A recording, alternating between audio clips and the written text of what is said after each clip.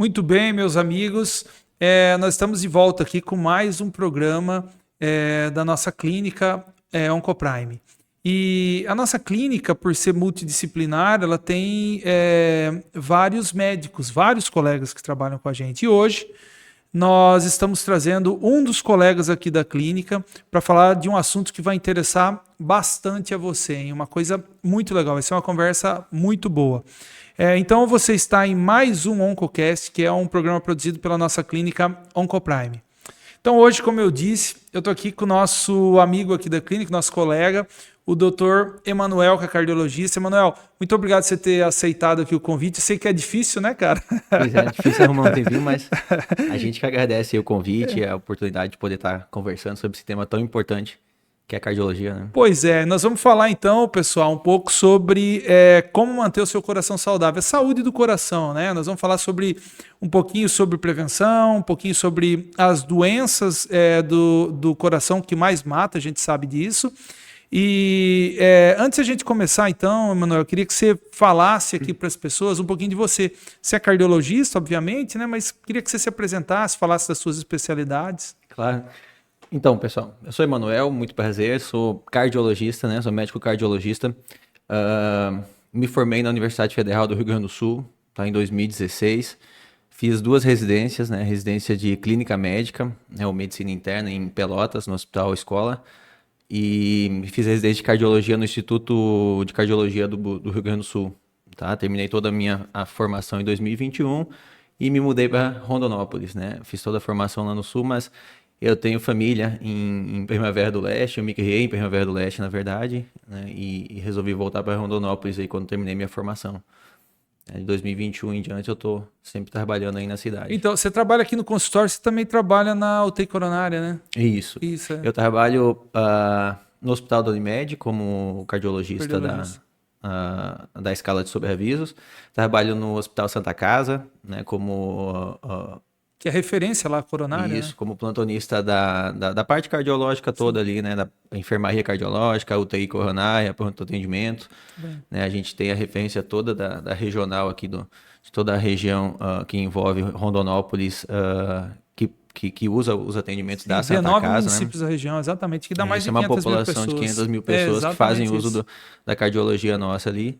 E atendimentos no SEADAS também, né? Na prefeitura, aqui na clínica.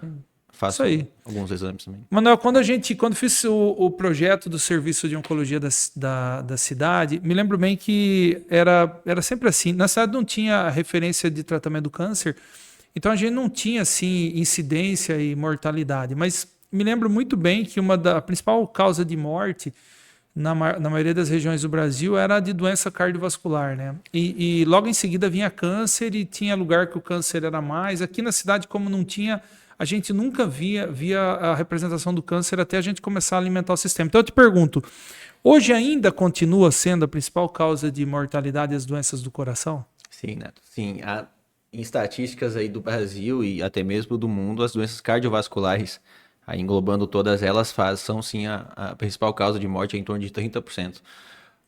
Principalmente as coronariopatias, né? As doenças relacionadas às coronárias, os infartos, fazem aí a grande parte da mortalidade, né? Eu acho que o que assusta muito as pessoas, né, Manuel, é a mortalidade em jovem, né?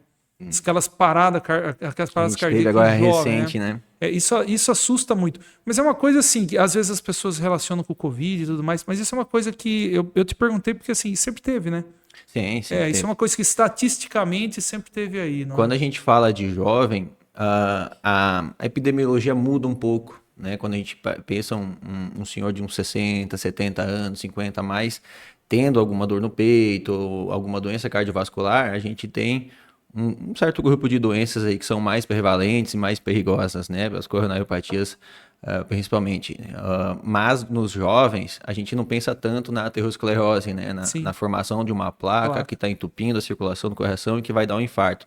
A gente pensa mais em doenças, pode ser congênitas, pode ser doenças genéticas, né? Alterações como, principalmente aí agora com com um incidente do zagueiro do Nacional lá, Sim. que veio a falecer com uma arritmia em campo, né? Doença de miocardiopatia hipertrófica, né? Doenças que predispõem à morte súbita, né? E aí a gente tem um grupo de doenças que muda um pouco, nessa população jovem, muda um pouco da população mais idosa. Então, você sabe que há 20 e poucos anos atrás, acho que foi em 98, 99, eu estava, acho que 99, eu estava de plantão em Ribeirão Preto, num hospital muito conhecido lá, e teve um jogador muito famoso que estava no treino. Ele subiu para cabecear e quando ele caiu, ele já dor no peito, ele veio até o hospital e ele parou no estacionamento do hospital. E eu estava passando para ir almoçar e eu vi aquela confusão e já trouxe ele para dentro da sala de emergência, que era muito próximo, e a gente começou a fazer reanimação rapidamente. Eu intubei ele muito rápido. Eu intubei, acho que do tempo que eu vi até o tempo da intubação, não deu 3, 4 minutos, não deu mais que isso. E aí a gente começou a reanimar e nós não tivemos êxito. Depois ele era um menino de 21 anos. Depois ele foi para morte súbita. Isso. Depois ele foi para serviço de verificação de óbito, que a legista era amiga nossa. E, de fato, ele tinha uma má formação. Ela ainda me falou o seguinte, ela me falou, se ele fosse um bancário, provavelmente não morreria disso, mas como o coração dele precisava, ela usou ainda esse termo naquela ocasião. De maneira geral, foi uma coisa que chocou, como aconteceu agora com o esquerdo do São Paulo, né? Chocou muito a população de Ribeirão naquela ocasião. Então, era uma coisa que o que aconteceu, um menino tão saudável, os gritos da mãe dele, acho que ecoam na minha cabeça até hoje. Quando ela ficou sabendo, ela falava que ele saiu bem de casa e isso aconteceu. Isso eu vivenciei e parece que vira e mexe acontece. Então, é importante a gente falar desse tipo de coisa, porque são coisas que existem. Na época, assim, quando você faz um check-up para um menino desse que entra jogar bola e etc., na época você não usa muita coisa, porque é um menino saudável. Eu conversei bastante com o médico do time, era o Botafogo na época, e você não tinha muito assim, não sei como é feito hoje, como que se faz os check-ups hoje nos times, mas é para dizer, na verdade, que sempre teve aí. Então essas coisas ciclicamente acontecem, né? A avaliação para o atleta que vai praticar esforço físico de modo competitivo, ela é rigorosa porque a gente busca esses tipos de doenças que podem causar morte súbita.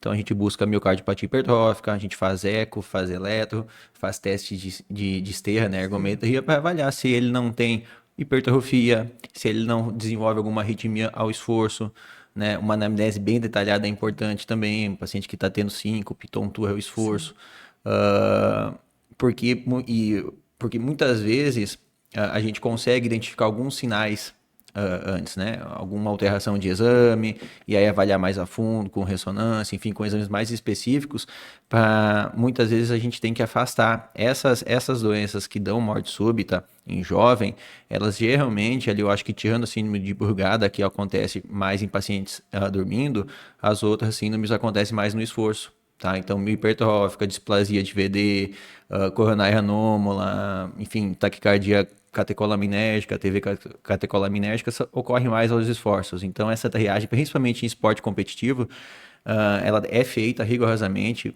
Esse atleta do Nacional, enfim, ele também provavelmente passava em todos esses testes e muitas vezes a gente não tem. A gente faz os testes, está tudo normal e a primeira apresentação vai ser uma morte súbita. Né? Mas eu acho que o mais importante, que o Brasil ainda falha muito, é no atendimento, porque a morte súbita, ela geralmente acontece por uma TV ou uma FV, né? Uma taquicardia ventricular, uma fibrilação, que se revertidas, né? Se aplicado o choque de desfibrilação rápido, a taxa de reversão aí é quase 100%. Sim. Então, o importante é saber reconhecer uma parada cardíaca, é saber manusear essa parada cardíaca, né? Se em centros grandes, assim como o estádio de futebol, tem DEA. Né? Sim, tem que instalar o DEA e reverter logo, não pode esperar. Você anda para a Europa, Estados Unidos, você vê muito DEA isso. para todo lado. Lá teve uma parada cardíaca. É o cardioversor, né? O desfibrilador cardioversor, exatamente. Isso aí. Ele é um portátil menor, que ele não vai te dar tipo o monitor de hospital, que vai te dar o ritmo e você identifica. Ele só Você instala ele no paciente, ele fala chocável ou não chocável. E você aperta o botão para chocar. Acabou. É muito simples, ideia é feita para leigo usar. Sim. Então, isso é importantíssimo. Teve recentemente também na Eurocopa de 2021 uma parada cardíaca num atleta, o Eriksen, lá da Dinamarca, se eu não me engano, e foi chocado em campo, saiu da arritmia em campo, saiu acenando para a torcida e botou um CDI, né, que é um marca-passo específico, um cardiodesfibrilador implantável, né, para reverter essas arritmias, e está jogando bola até hoje, né, com o CDI. Jogou a Copa do Mundo agora. Você vê a importância. Que talvez eu não vejo muito. Você fala nos estádios, mas a gente não vê muito. Em lugares públicos você não vê no Brasil. Não, Shopping, no Brasil, por exemplo. Shopping, aeroporto, tem que ter. Você anda para os Estados Unidos, aeroporto, então tem um monte, né? Tem que ter, porque você não sabe quando vai acontecer, né? Não Pode sabe, ser que fique lá defasado 1 ano, 2 sem usar, mas Sim. em algum momento vai precisar, né? Verdade, tem toda a razão. Para a gente progredir um pouco na nossa conversa, queria te perguntar uma coisa um pouco mais do dia a dia das pessoas, que é assim, ó, a respeito dos fatores de risco para ter doença cardíaca, né? Então, tem aquelas pessoas que falam, meu avô, meu pai infartou. Então, eu queria que você falasse a respeito dos fatores de risco. Tanto os fatores de hábitos e vícios mesmo, quanto os genéticos também, né? A gente tem... Para doenças cardiovasculares, a gente tem muitos fatores de risco, né? Tem 5 que a gente elenca como fatores clássicos, né? Para infarto, coronariopatias, que desses 5, a gente não consegue modificar, tá? É um fator de risco não modificável, que é a nossa genética, né? A nossa história familiar. Exatamente. Então, história familiar positiva, né? Mulher abaixo de 65 anos e homem abaixo de 55, quem tem, em parente de primeiro grau, quem tem essa história familiar tem mais risco. Mas então eu vou infartar? Não quer dizer que você vai, né? Mas é um risco a mais. E os outros 4 fatores clássicos, esses sim que a gente foca muito nas consultas, em tentar controlar dos nossos pacientes, são 4 fatores que, quanto mais associados, maior o risco de você ter lesões coronarianas, infartos, angina, enfim, insuficiência cardíaca. Tem várias doenças cardiológicas relacionadas a esses, que é doenças comuns aí que praticamente a população conhece todas aí, que é colesterol alto, né, as dislipidemias, diabetes, pressão alta e tabagismo, né? São 4 fatores de risco aí para os clássicos que a gente chama para doenças cardiovasculares, que não só do coração, né? Quando a gente fala em coronariopatia, em doença de entupimento do coração, a gente lembra desses fatores, mas esses fatores são fatores de risco para a aterosclerose no geral, né? A aterosclerose não é uma doença cardiológica, ela é uma doença sistêmica, né? Formação de placas de gordura pela circulação arterial, enfim. E isso pode dar no coração, vai dar os infartos, na cabeça pode dar os AVCs, né? Carótidas também vai dar AVC, pode dar obstrução, enfim, de membros inferiores, né? Oclusões periféricas, enfim. A doença é uma doença sistêmica, não é uma doença cardiológica. Esses são os clássicos, mas a gente tem muito mais fator de risco também, que a gente busca no dia a dia, né? Pensando mais em vícios, aí o tabagismo eu já falei que é um dos clássicos, mas em bebida alcoólica também, eleva muitos níveis de pressão, parte de sedentarismo e obesidade, né? Aí é um problema aí que está virando epidemia no mundo, principalmente pelo nosso estilo de vida, a alimentação que tem mudado muito, né? A facilidade nos transportes. O sedentarismo está cada vez mais presente aí, mais difícil de combater, né? E levam essas doenças. Essa semana gravei a respeito do combate ao cigarro, ao uso do cigarro, mas em especial sobre os vapes lá, os cigarros eletrônicos. Sim. Então, já pegando um gancho, e porque dei uma entrevista até ao vivo na Centro-América a respeito disso, é óbvio que aumentou, está aumentando a incidência de câncer de pulmão nos últimos 20 anos. O uso do vape nos últimos 6 anos aumentou 600%, pega mais aquela faixa dos jovens e adolescentes, e tem 2 a 3 vezes mais nicotina. Isso, obviamente, além do problema do aumento da incidência do câncer de pulmão, também tem as doenças inflamatórias que dão no parênquima pulmonar.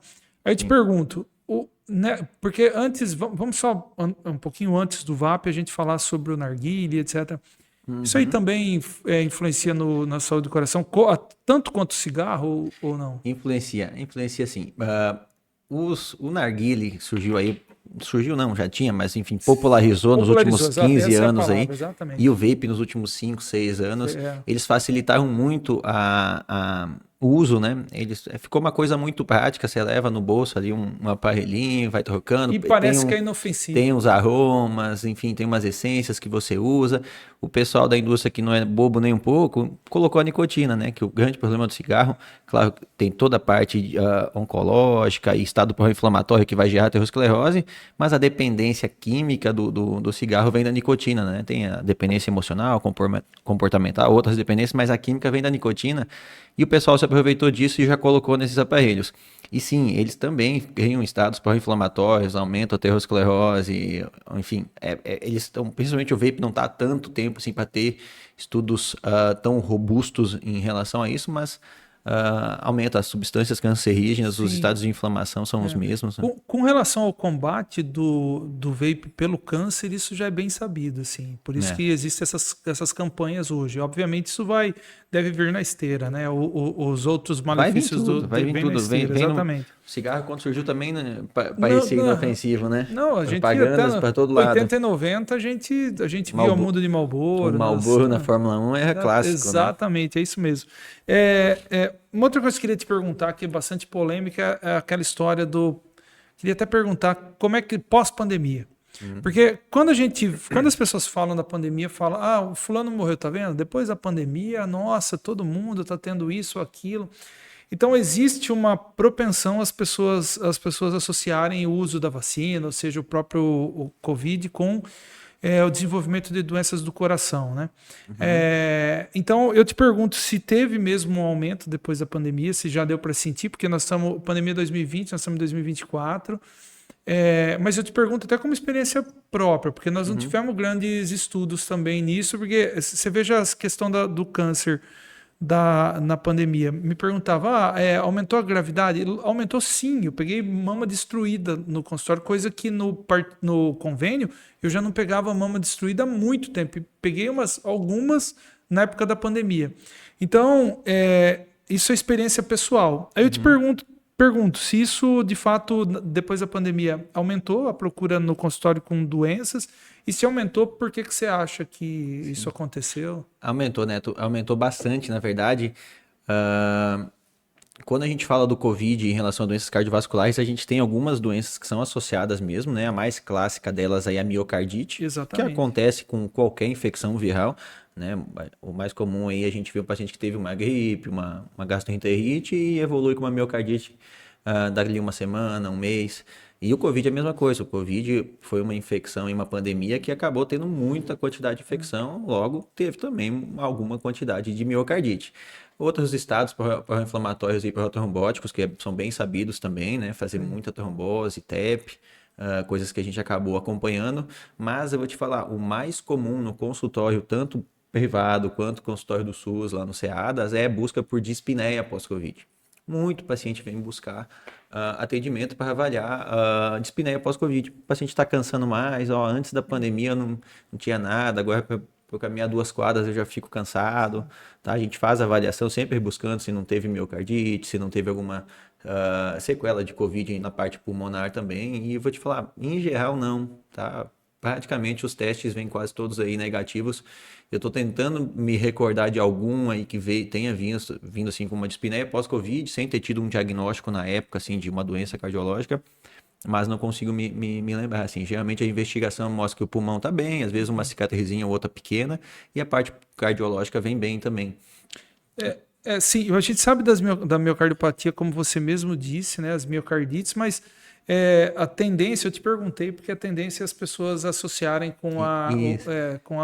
tive Covid, depois do Covid eu tô mais esquecido. Isso é uma coisa que a gente percebe muito. Depois do Covid ficou um pouco assim, meio que... Não sei, o Covid foi algo muito traumatizante na população toda. E ficou um pouco de...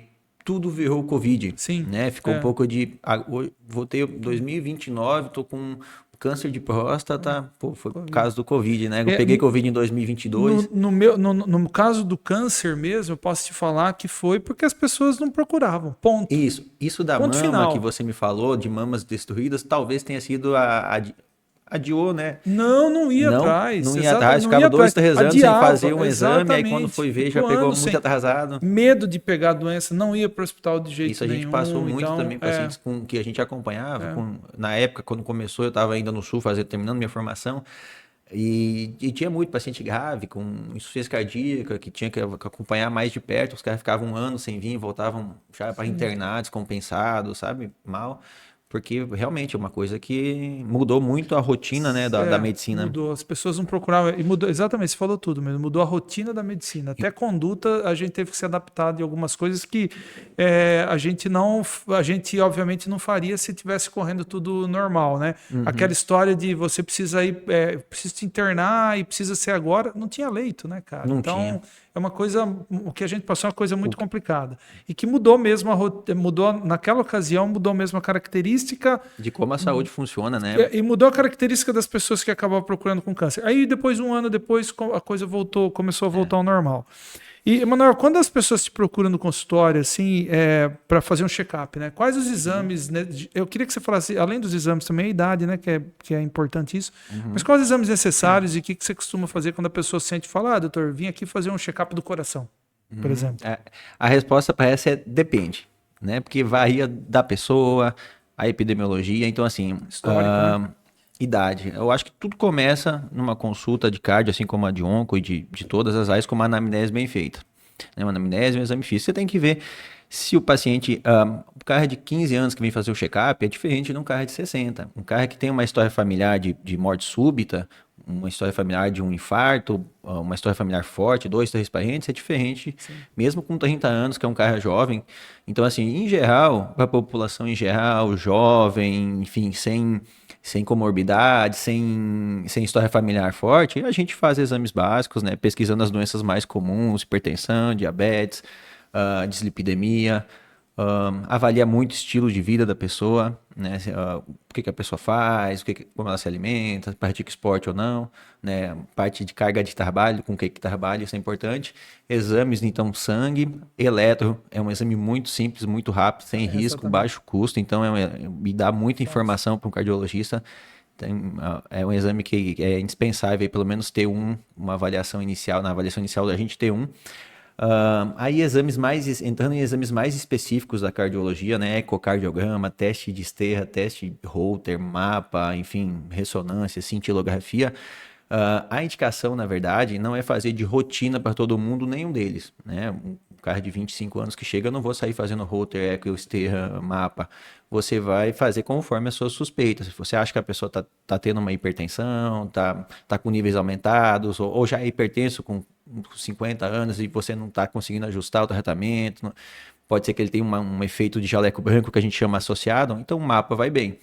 Pacientes que têm hipertensão, é bom ter um eco pelo menos uma vez, depois a gente vai seguir um protocolo ali dependendo dos resultados. Teste de Sterra é um teste muito bom para investigar as coronariopatias, né, as lesões coronarianas por entupimento. Né, são testes que positivam no esforço algumas alterações que vai fazer a gente pensar em doenças cardiovasculares assim mais profundas. Também é bom para avaliar, por exemplo, um atleta que quer começar a fazer exercício, ou até mesmo um cara que não é atleta, que quer com 50 anos, quer começar uma academia, quer começar a fazer exercício físico, mas não fazia nada. É um exame bom para a gente calcular a frequência, a capacidade física, para programar um tipo de exercício específico para ele. Tá? Então, cateterismo em angiotomografia são exames mais aprofundados que a gente geralmente não vai de cara, a não ser que seja já algo muito, muito, muito forte, assim, esse cara tá tendo um entupimento, uma lesão coronariana, com certeza, mesmo sem exame, só na anamnese, no exame físico, no eletro, você já consegue ver. Às vezes a gente vai direto para um cateterismo, mas é mais difícil. Geralmente é depois de exames alterados aí que a gente... São exames mais invasivos, né, para as pessoas saberem. Isso, exatamente. Tem um pouco mais de risco, então a gente não sai assim de cara pedindo para todo mundo. Agora, no decorrer da sua resposta, que eu perguntei, você falou um pouco a respeito da parte da alimentação. Queria que você falasse um pouco da importância da dieta na saúde do coração. A gente sabe, mas todo mundo gosta de comer a picanha com gordura, né, cara? E aí, uma outra coisa também é que as pessoas falam, né? Não, o colesterol, por exemplo, a gordura animal, a gordura vegetal. Então, se você puder falar alguma coisa nesse sentido, seria muito bom. E aí, já puxando, então, falar um pouco do colesterol alto, se é um risco, né? Porque está intimamente relacionado o colesterol também com a alimentação, né? E o álcool também, acho que você já falou, depois a gente explora um pouquinho, mas falar um pouquinho a respeito disso, então, para as pessoas saberem. Isso dá até na medicina geral, assim, né? Desde da básica até as nossas especialidades, a alimentação ela influencia muito na patologia e no corpo das pessoas. A dislipidemia, né, que é o colesterol alto, ela vem por fatores genéticos mais ambientais, né, comportamentais. Então, ela tem uma carga genética, tem algumas doenças genéticas e histórias familiares que aumenta o risco da pessoa ter um colesterol alto, e o colesterol alto no sangue dosado, que a gente sabe que isso aumenta o risco de formação de placas ateroscleróticas, e a outra parte toda vem da parte de comportamento, né? Sedentarismo, obesidade e alimentação. A picanha com a capa bem gorda, na verdade, a gordura animal, ela não é recomendada, enfim, a gente tem que evitar ao máximo.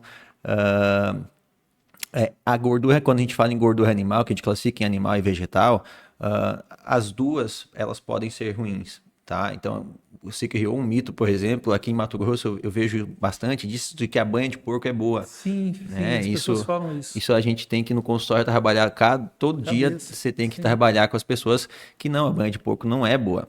Ela pode ser um pouco melhor que o óleo de soja, né? Teve estudos que comparavam os dois, óleo de soja e banha de porco, e que a banha de porco era um pouco melhor que o óleo de soja, mas isso não quer dizer que ela é boa, ela tem um teor de gordura saturada e trans muito aumentada, e quando a gente pensa em gordura, assim, pra gente, enfim, fazer a alimentação da gente, a gente vai sempre para gorduras vegetais e gorduras vegetais com mais qualidade, azeite de oliva, enfim, óleo de girassol, entre o óleo de soja ou óleo de coco, o óleo de girassol já é um pouco melhor, mas o principal é que, independente de qual for a gordura, tentar reduzir. Né? Você não vai fazer uma salada que você vai entupir de óleo, você não vai pegar a carne mais gorda e comer só a parte gorda da carne. Eu acho que isso até muda mais do que você nunca mais vai poder comer nada de óleo e gordura na vida. O nosso discurso é igual, é o discurso do equilíbrio. Exatamente. Eu falo isso para os pacientes. Porque é bonito a gente ver uma dieta que não tenha nada que a pessoa não possa comer, só tem coisas que ela come. Mas a adesão disso é muito baixa. Né? Não adianta você ficar no consultório falando é só isso e aquilo. E a longo prazo, você comer de forma equilibrada, não vai te trazer um grande prejuízo.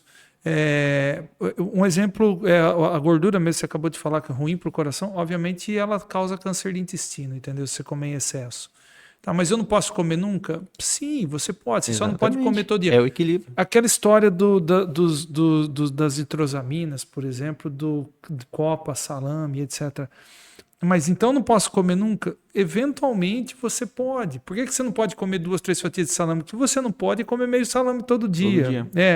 Então é a história do que você acabou de falar, a história do equilíbrio. E obviamente é isso. Traz mais adesão mesmo na própria alimentação. Porque você fazer uma alimentação insossa é chato, né, cara? Se a pessoa não vai aderir aquilo. Se funcionasse, né? Se funcionasse, estava ótimo. A gente tinha resolvido os problemas aí de lipidemia, hipertensão, diabetes do mundo, obesidade, mas não funciona, não adianta, a pessoa tem o seu... Nós falamos do cigarro, que acho que já está bem falado, e o álcool nessa situação, porque eu vou te falar uma coisa que, aqui pra gente fazer uma piada, meu avô, pai da minha mãe, quando ele tinha uma piada que era clássica, que a gente chegava e falava assim, vô, você foi no médico? Eu fui. Aí ele falava assim, mas esse não gostei não, eu já vou procurar outro. Por quê, vô? Porque ele me falou que não era para tomar minha cerveja, eu vou procurar um médico que bebe igual eu e deixa eu tomar minha cervejinha, entendeu? Isso era uma piada clássica em casa, né? Então, o uso da bebida, eu acho que talvez entre no equilíbrio também, como a gente acabou de dizer, mas queria que você falasse um pouquinho a respeito disso. O álcool tem vários problemas aí, né? A gente tem o perfil do paciente cardiopata, né? O paciente da cardiologia tem muito uso de álcool e cigarro, né? Então, a gente também é um discurso que a gente tem que ter sempre no paciente. Álcool assim, a recomendação é não usar. Mas só porque eu sou cardiopata? Não, ninguém usar, né? A indicação. Quais são os problemas? Assim, ele o álcool dá dano direto no coração. Então, principalmente dose dependente, né? Pacientes que usam muito álcool, principalmente destilados, longa data, eles podem evoluir, ou até menos, mas em geral são esse perfil que evolui mais com uma cardiopatia que a gente chama de miocardiopatia alcoólica, né? Tem lesão direta do músculo cardíaco pelo álcool, faz correção dilatado, insuficiência cardíaca. Sem falar em níveis de pressão, álcool é uma bebida que aumenta níveis de pressão conforme você vai consumindo, seu nível de pressão vai ficando mais alto. Mas todo álcool então tem que ser evitado a vida toda? Depende também. Vinho, por exemplo. Vinho é um tipo de álcool que já se teve muito assim, estudo desde a década de 80, 90, que mostra alguns benefícios do uso do vinho.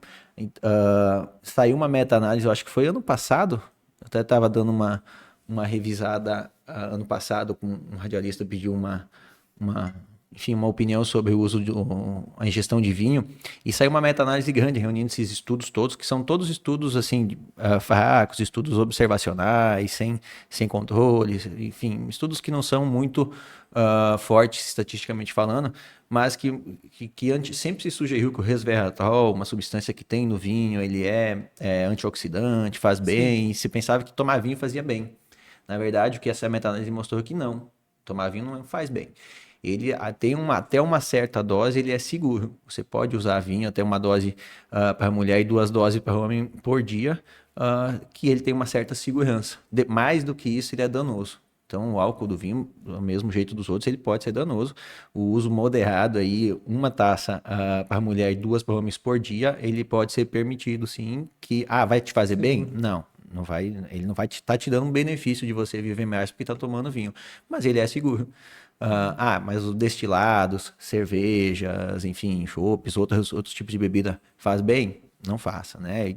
Meus pacientes que são cardiopatas, geralmente meus pacientes têm insuficiência cardíaca, têm hipertensão já mal controlada ou elevada, já infartaram, aí a conversa é de não beber.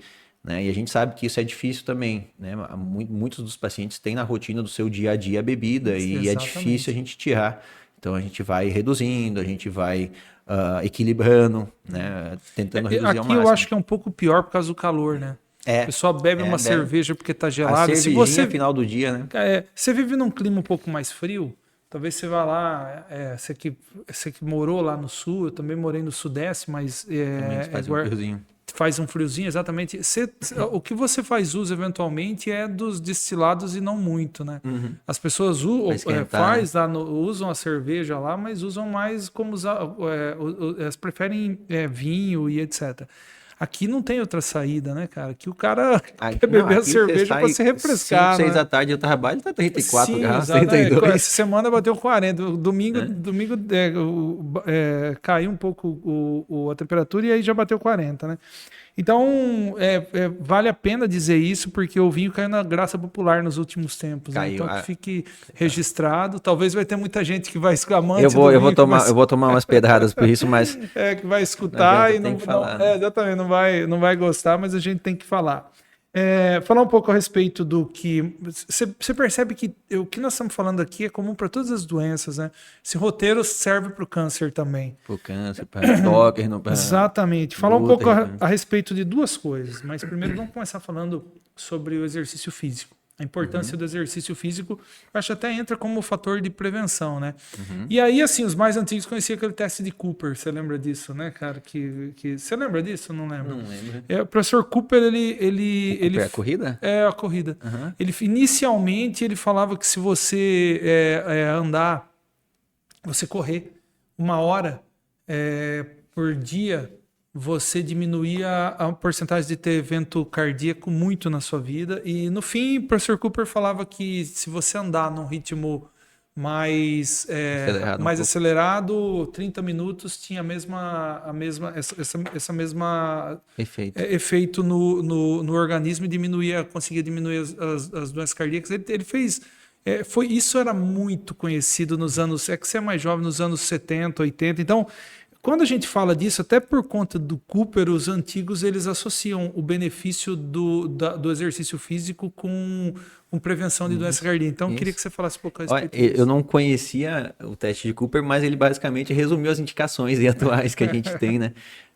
O exercício entra na mesma linha aí dos alimentos, enfim, ele é um fator protetor, né, para praticamente todas as idades todas as doenças cardiológicas, e exceto aquelas que a gente conversou que tem que afastar do exercício, né, doenças que dão morte súbita, mas de todo o resto aí, doenças, mas eu infartei, então eu não posso mais fazer exercício. Errado, tá? Tem que fazer. Na fase aguda do infarto, ali da angina, a gente vai tratar, a gente vai, enfim, colocar um stent, fazer uma cirurgia, resolver, deixar medicação. Depois que você já tiver, vamos dizer assim, cicatrizado, né? Em geral a gente usa aí um mês, talvez um pouco mais, dependendo do que foi. Você tem que voltar a fazer exercício. O exercício ele é protetor, tá? Quanto mais exercício, menor a incidência de doenças cardiovasculares. A recomendação eu acho que é da OMS, enfim, que é usado no mundo todo, é de 150 minutos para exercícios intensos e 75 moderados, minto, 150 moderados e 75 intensos por semana. Tá? E se eu não me engano, isso aumentou para 300 minutos moderados por semana e 150 intensos. Então, 5 dias na semana, 1 hora por dia de exercício moderado. O que é isso, né? O que é um exercício moderado? Por definição, são exercícios que a gente atinja uma frequência cardíaca ali que a gente diz aí 70% da frequência cardíaca máxima, né? Que é um cálculo que a gente faz, 220 menos idade, dá uma frequência máxima, atingiu 70% disso, é um exercício moderado. Atingiu 80 ou mais, é exercício intenso. Então, uma caminhada alternando com um pouquinho de corrida, caminhada leve, já se encaixa num exercício moderado, tá? Então, uma caminhadinha 1 hora por semana, com um passo um pouco mais acelerado, sim, tem prevenção, ele previne desfechos cardiovasculares maiores, né? AVC, infarto, enfim. E além de melhorar, por exemplo, quando a gente vai para cada doença específica, hipertensão melhora com exercício, melhora, reduz níveis de pressão. Diabetes melhora, né? Insuficiência cardíaca, o paciente que tem insuficiência cardíaca tem que ficar parado na cama? Não. Exercício melhora a capacidade física, reduz a internação. Então, exercício ele tem benefícios em praticamente todas as áreas nossas, provavelmente na oncológica também, na endócrina também, enfim. E falando do exercício, é o seguinte, a impressão que dá é que são os aeróbicos, né? Aquele que você faz uma corrida, uma bicicleta e etc. Eu queria te Os de carga também, hein? Eu queria te perguntar sobre musculação. Sim. Se é o mesmo pensamento disso. A musculação, ela está sendo mais bem vista aí nos últimos anos, porque a gente criar músculo, a gente chama a poupança da nossa velhice, né? A criação de músculo, ela vai nos prevenir no futuro de a gente ter caquexia, enfim, sarcopenia, isso mesmo. doenças aí quando a gente for octogenário, nonagenário, a gente provavelmente vai ter uma capacidade, uma independência maior. Então, o músculo que você criar hoje, ele vai estar te ajudando mais pra frente. Depois de uma certa idade, o nosso corpo não cria mais músculo, né? É difícil de a gente criar músculo aí depois dos 50, 60. Então, começar agora, isso te ajuda depois. Mas desfechos a curto prazo da musculação, na doença cardiovascular. Cara, para mim, entra na mesma do aeróbico. O aeróbico a gente sabe de todos os benefícios, mas eu sempre indico fazer aeróbico com musculação associada, né? Alternando dias, enfim, grupos musculares com exercício aeróbico. Eu acho que tem que ser uma coisa equilibrada. Eu acho que você não tem que ser só o maromba que vai lá só treinar musculação e você não tem que ser também o cara que só vai fazer aeróbico e não vai criar um músculo. Até porque o aeróbico, quanto mais você faz, mais você perde. Ele tem uma tendência a você perder massa, uma tendência muito elevada. Essa semana saiu um artigo, como artigo eu recebi até no celular, uma coisa muito básica e que falava a respeito de 2 pontos, não sei se você viu, esses 2 pontos de envelhecimento do ser humano que a pessoa sente. Nos 40 e nos 66 anos, se não me engano. Isso está rodando por aí. E foi, obviamente, baseado em estudo. Mas está rodando por aí como artigo e notícia mesmo. No final das contas, isso vai bem de encontro com o que a gente fala a respeito de você ter massa para poder combater isso, né? Porque você chega numa determinada fase da sua vida, você acaba perdendo de uma maneira um pouco mais acelerada e você não consegue ganhar, né? Uhum. E então por isso que é importante você fazer exercício com uma boa pessoa te orientando, porque se você entrar, eu costumo dizer que as pessoas que nunca fizeram exercício e começam a fazer, em especial os que perdem muito peso, ele se empolga e às vezes ele entra naquela espiral negativa, né? Que é aquele emagrecimento intenso, que você acaba achando que você ainda está bem e você acaba perdendo massa. E é um emagrecimento saudável. Né? Assim como o excesso de peso não é saudável, é uma coisa que também não é saudável, né? Manuel, quando a gente fala do câncer, eu costumo dizer que é uma tríade assim, de formação, que é hábitos e vícios, que a gente falou que é igual, fator genético, que também é igual, e depois tem uma outra coisa que eu levo muito em consideração, que é o estresse.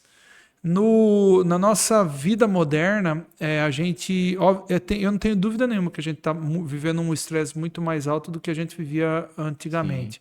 E eu acho que, além do culpado ser, obviamente, nosso dia a dia e tudo mais, eu ponho a culpa na nossa facilidade em rede social e outra coisa, na situação da gente estar online o tempo inteiro. Então, se eu te mando uma mensagem, você não me responder em 15 minutos, eu já achei que você não está gostando muito de mim ou você tem algum problema comigo. Eu não penso que, ele pode ter visto e esquecido esse trem e tudo bem, ou eu não penso que você dá muita atenção no celular. Isso traz uma carga de estresse e ansiedade muito grande, né? Eu te pergunto quanto isso também é um fator que provoca. A gente nem comentou lá no início quando a gente falou de fatores de risco, mas o estresse ele entra assim como um dos fatores de riscos importantes para doenças cardiovasculares, oncológicas, que você já disse, mas cardiovasculares também, porque o nosso corpo, quando está sob estresse, a gente entra num estado de estresse que é uma coisa mais primitiva, que a gente aprende no início da faculdade, que é o nosso sistema simpático, ele fica aumentado, né? Exatamente, fuga, né? Exatamente, é luta ou fuga, né? Isso aí. Que a gente fica num estado que o nosso nível de adrenalina, enfim, seus metabólicos, eles ficam mais aumentados no nosso corpo. Então a gente fica com o coração mais acelerado, a gente fica com a pressão mais alta em momentos de estresse. Um estresse agudo ou outro, eventualmente não vai te dar problema, mas quem vive sob estresse crônico, e aí a gente tem muita gente, né, que nem você disse, hoje com a difusão da internet, das redes sociais, enfim, da facilidade que a gente tem de comunicação, tudo chega muito rápido, as notícias são rápidas, tudo é família, a interação entre, enfim, até mesmo casais, tudo fica diferente de como é antigamente, muito mais propício a ter estresse.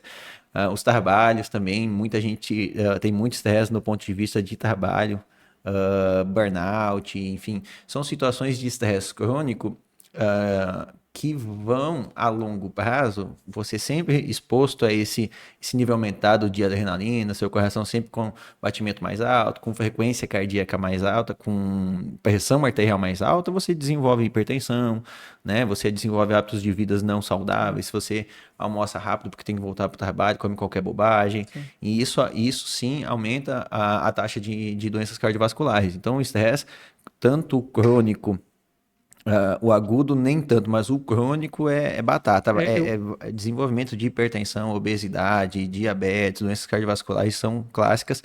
Na aguda, a gente tem uma síndrome que é bem clássica, que se desenvolve num estresse agudo, que mimetiza um infarto, uma síndrome que pode ser muito grave, dependendo de como vai ser a apresentação, que chama síndrome do coração partido, ou Takotsubo, né? Um estresse agudo vai gerar uma lesão miocárdica importante, com níveis dependendo do grau que for, aí pode levar ao óbito, pode deixar a pessoa com uma insuficiência cardíaca, mas também restantes de um estresse agudo, né? A gente vê algum caso ou outro aí. Eu tenho muita... quando eu converso a respeito disso, eu puxo muito a respeito da vida moderna e de celular, perdão, as redes sociais, etc., que obviamente não te passam a vida como ela é. Na verdade, um resumo e a vida bem maquiada. E talvez eu acho que eu sou um pouco mais crítico disso, porque eu vivi de uma maneira mais tranquila e menos intensa que vocês. Eu fui a primeira geração que foi apresentada à televisão e o videogame.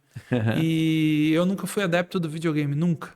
Eu ganhei um videogame a duras penas quando eu era pequeno, aquele arcade, que era como se fosse um Atari. mas eu nunca fui adepto porque me tirava das brincadeiras do dia a Quero ir dia. pra rua, quero brincar, Ia né? pra rua, exatamente. As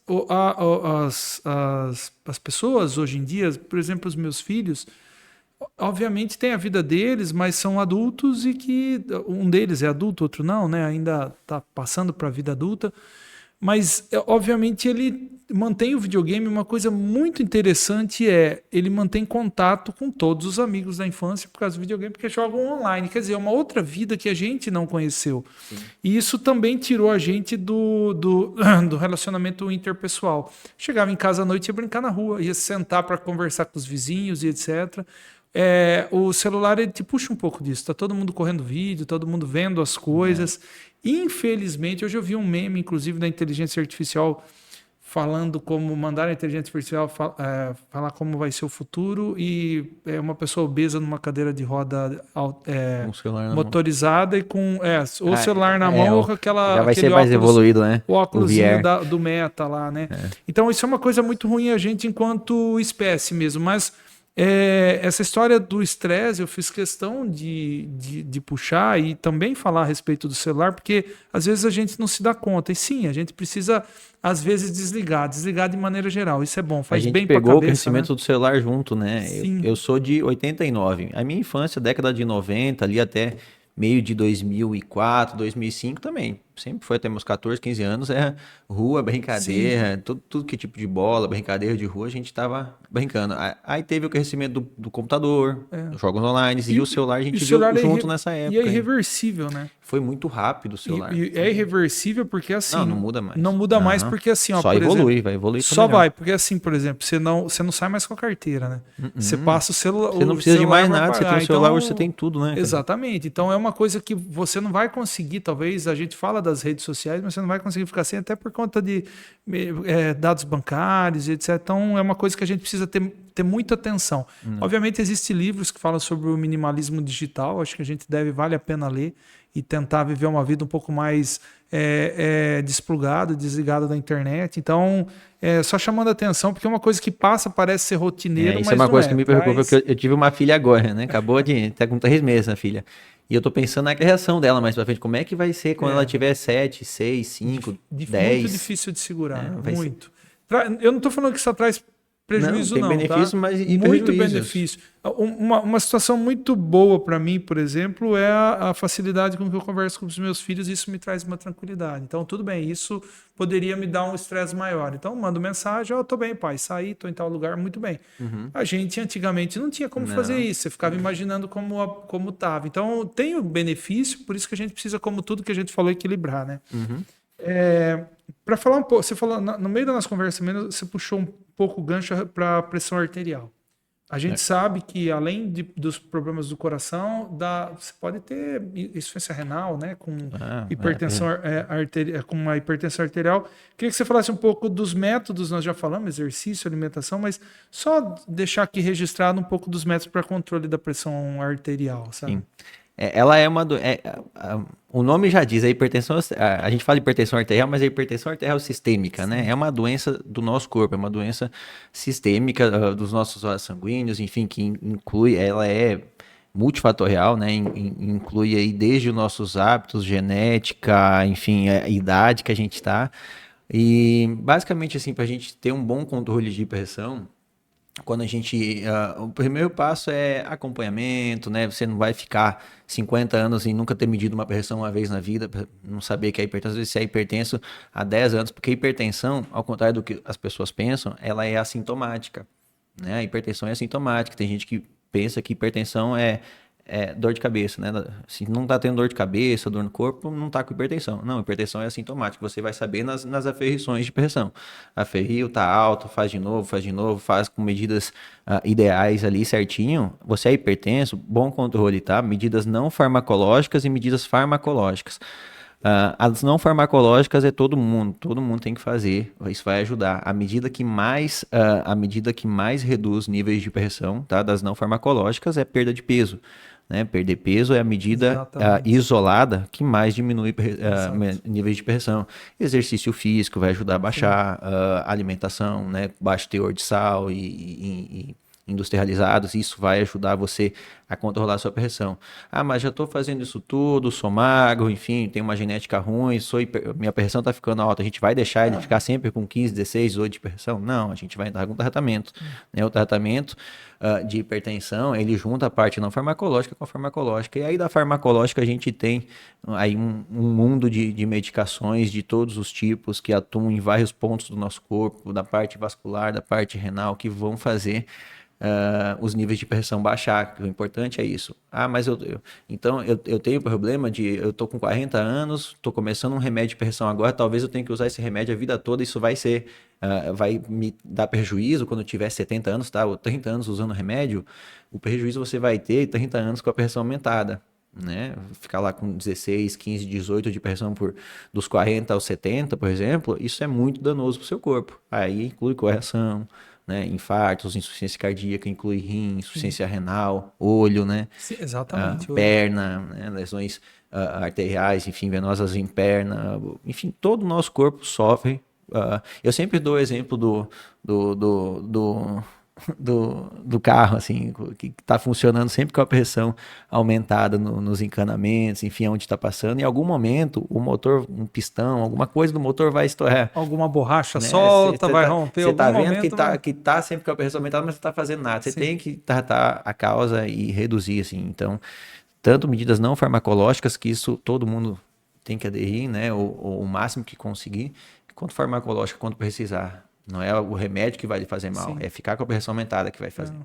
Você falou muito bem a respeito da perda de peso, né? Isso é uma coisa que a gente...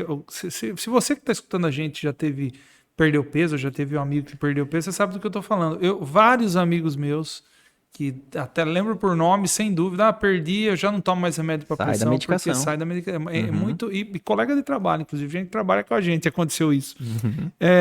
Na oncologia... existe tem essa situação dos antioxidantes e etc. E no manual de oncologia, no compêndio de oncologia do Paulo Hoff, ele já chamou atenção sobre a curcuma, né? A respeito de prevenção do câncer e etc. Em especial um trabalho da Índia, falando que reduzia câncer de próstata. Que os Estados Unidos eles vendiam como turmeric, mas é a curcuma. Dito isso, fazendo até esse parâmetro com a oncologia, queria te perguntar a respeito de suplementação que possa ajudar na saúde do coração. Né? Um exemplo, por exemplo, é ômega 3, suplementação e etc. Sim. Existe alguma assim que fala? Porque na oncologia não tinha, e tempos atrás, eu acho que de 10, 15 anos para cá, começou a surgir esse trabalho. Ele está virando uma febre também nos últimos 15 anos aí de suplementações, né? Suplementos, o que eu uso, o que eu não uso. E isso é bem, bem controverso. Na cardiologia a gente não tem estudos muito fortes assim de suplementos. A gente sabe que o ômega 3 sim tem benefícios, né, em algumas doenças específicas, coronariopatas, insuficiência cardíaca. A gente sabe que o ômega 3, isso daí a gente já tem um estudo um pouco melhor para usar, né, estudos mais fortes. O ômega 3, né, os dois tipos. A gente tem o EPA e o DHS, se não me engano. Assim. Eles têm até 1 grama por dia e tem benefício em doenças coronarianas e doenças, principalmente insuficiência cardíaca.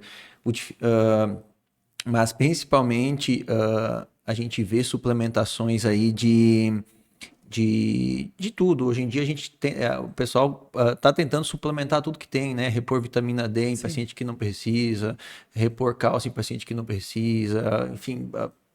A gente vê, tem algumas vezes que eu me assusto em consultório quando atendo alguns pacientes que vêm com algumas prescrições prontas, assim, enfim, de colegas, de outros médicos, com 50 suplementos, todos juntos, associados numa fórmula ali para usar. E aí você vai ver, ele pediu, que exame, posso ver seu exame? Aí você vê um monte assim de exame que está dosado a tabela periódica inteira, Exatamente. sabe? Com exames normais, né? Com Exatamente. testosterona normal, com enfim, todos os elementos da tabela que ele dosou normais e repondo igual, porque vai te fazer bem. É o famoso eu não quero bom, né? Eu quero excelente. Já tá bom, doutor, mas eu quero excelente, vamos repor. E isso não está embasado em ciência, tá? Muito disso não está embasado em ciência. O que eles se aproveitam muito, porque assim, muitas vezes o que o paciente quer é um remédio mágico. O paciente muitas vezes, claro, não vou generalizar, mas ele não quer mudar o estilo de vida, se alimentar melhor, fazer um Exatamente. exercício físico.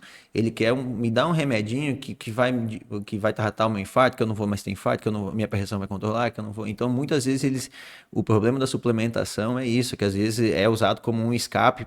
Você toma isso que você vai ficar bem, né? Nesse mundo que a gente estava conversando muito estressante, que mudou muito, as pessoas às vezes não têm disposição, tem muito mais taxa de depressão, né, insônia, perda de libido, e isso é aproveitado para você, vamos repor tudo isso aqui que vai melhorar tudo que você E tem. soma-se a isso também a situação, por exemplo, que eles pegam muito se você tem um diferencial de normalidade muito grande, por exemplo, a testosterona, né? Você vai lá de 300 até 900, depende do Aí laboratório, está muda, 350 tá ruim, né? não, aí pronto. 400 Aí, tá ruim. e tireoide e T4 também, né? Então, pô, não, joga lá para cima. Então, você tem que estar sempre no borderline superior, limítrofe superior. Isso abre, obviamente, uma janela para fazer isso que você acabou de A falar. gente vê Então, tem que ser o excelente. Não, é o fisiológico daquela pessoa, né? Exatamente, é Exatamente. isso aí. E às vezes, se você quiser melhorar o libido, melhorar a insônia, melhorar o estresse, não vai ser tomando um remédio, uma suplementação de zinco com cálcio, com isso, com aquilo, com tudo que tem que vai te fazer. Às vezes é mudar o estilo de vida, é resolver o Sim, problema que está te causando isso, sabe? exatamente. Acho que você acabou falando tudo mesmo. Exercício é uma coisa que melhora muito. O paciente que adere ao exercício Verdade. físico, o paciente que adere ao exercício físico, ele volta no consultório te falando, doutor do céu, depois que eu comecei, minha vida mudou. Não muda, inclusive o cara Muda não muito a vida. dormir, por exemplo. Dormir adequadamente. Dormir. Rotina do sono, né? Você faz, você tá cansado, né? Então, eu tenho filho na faculdade, então nas férias muda um pouco O hábito. Ele voltou para a faculdade e falou, pai, meu hábito assim para dormir tá muito difícil, tal. Falei, exercício, volta e começa a fazer exercício. Exercício ajuda muito. Não, ele voltou na faculdade, já ajustou a alimentação, começou a fazer exercício, a gente conversando, não, ele perde peso e tô dormindo tranquilo.